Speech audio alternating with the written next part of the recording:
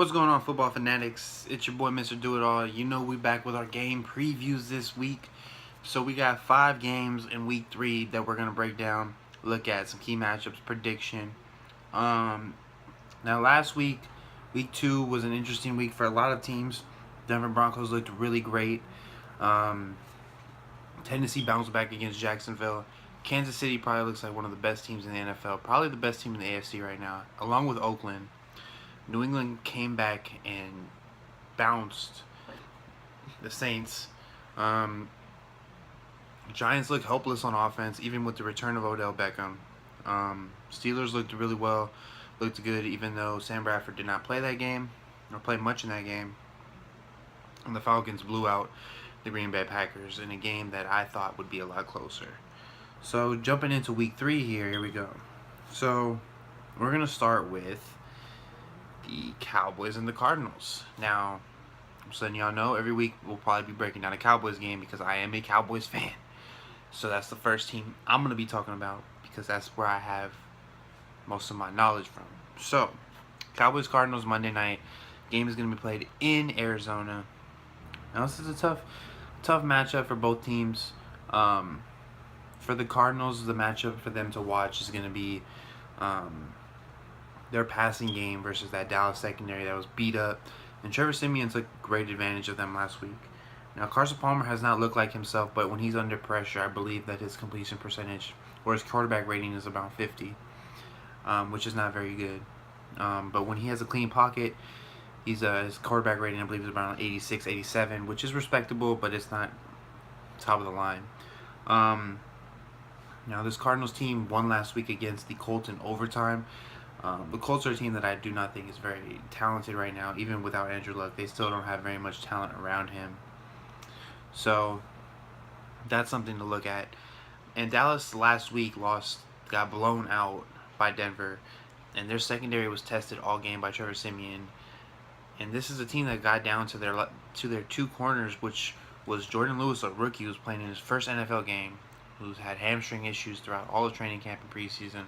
And Anthony Brown, who was with the team last year, but had to play a lot of, I guess you can say, tougher coverages without much help from his guys. Now, the whole Dallas defense came out and played like shit, plain and simple. So did the offense. And now, something that we're also going to be looking at is going to be that Arizona defense versus that Dallas run game. Now, Dallas last week rushed for, I think, below 20 or 30 yards. Zeke had 9 for 8. Not a great showing by this team at all. Now, this is an interesting matchup because it's going to be interesting to see how Dak Prescott and Ezekiel Elliott both bounce back getting blown out. Now, for Zeke, a lot of the issues come from what apparently look like some I guess you can say, effort issues here. But, I mean, when you're not getting the ball, the Broncos were able to control most of the game. So, when that happens, you can't really get into a flow. Now, another key matchup is going to be Patrick Peterson versus Dez Bryant. Patrick Peterson is one of the best corners in the league. Dez Bryant is one of the best 50-50 guys. Dez Bryant has had to draw some really tough matchups these past 2 weeks. Now the 3rd week, George Jenkins, Aqib Talib. He did have a touchdown last week, but Aqib played him tough. And, Aqib is one of the better man-to-man lockdown corners in the league. And now he gets to draw Patrick Peterson, which is another tough matchup for Dez. Dez likes to use his physicality, and these corners have brought the physicality to him, and he brings it right back. Now, something else to look at in this matchup is going to be the Dallas defensive line versus the Arizona offensive line. Now, in my eyes, the Arizona offensive line is not very, very talented, but they kind of get the job done enough. Not having David Johnson hurts this Arizona team a lot.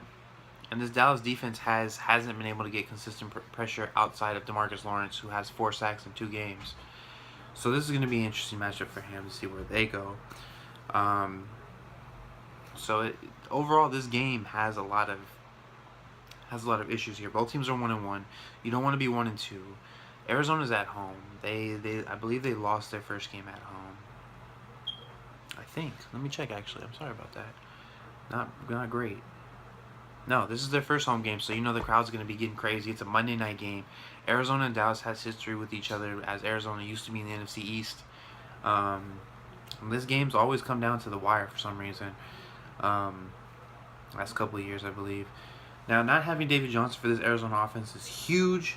They can't really get the ball out in space to one of the most athletic running backs in the game, probably one of the fastest, and that takes away from getting Fitzgerald involved. Now, J.J. Nelson last week had a big game, and he caught the game-winning. I think he caught the game-tying touchdown, but we'll see what happens. Now, in this matchup, I do predict that Dallas should win. Obviously, this matchup is an interesting matchup for Arizona because they can match up on the defensive side of the ball with the Dallas offense, which a lot of teams can't match up with. Like, it just depends upon your personnel, and the Cardinals' defensive backfield is very underrated in my eyes. They can get after you with a couple different guys: Chandler Jones, Robert DJ, someone that they drafted last year, and there's a couple other guys. This Arizona team is, however, I do believe on the downturn as they are getting older up there in terms of age. Now, 3 reasons why both teams will win here. Now, 3 reasons for the Cardinals is they're able to do what Denver did, which is go right after those Dallas corners and control the clock. You keep that Dallas offense on the field, they can't get Zeke going. That's huge.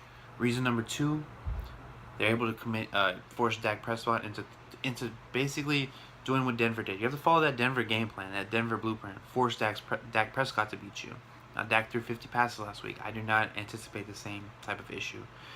And the 3rd reason they'll win is because their defense is able to limit Zeke to below 50 yards, keep Des Bryant in check, and their offense is able to tire out that Dallas defense. Now, 3 reasons why Dallas will win. They're able to get back to what they did in week 1, which is control the clock, run the ball, get Zeke involved, have this guy touch the ball 25 times. Reason number 2, their defense is fresher when they're not on the field. So, number 1 and 2 go hand in hand.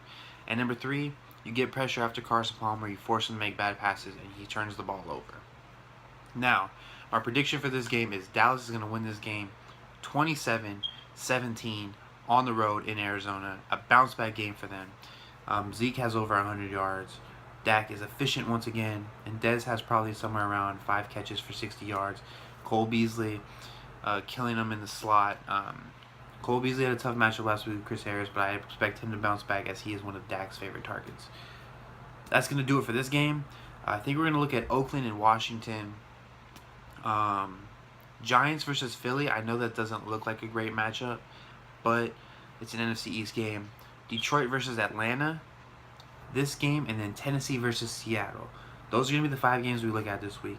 If there's another game that you want me to take a look at, I would love to do that.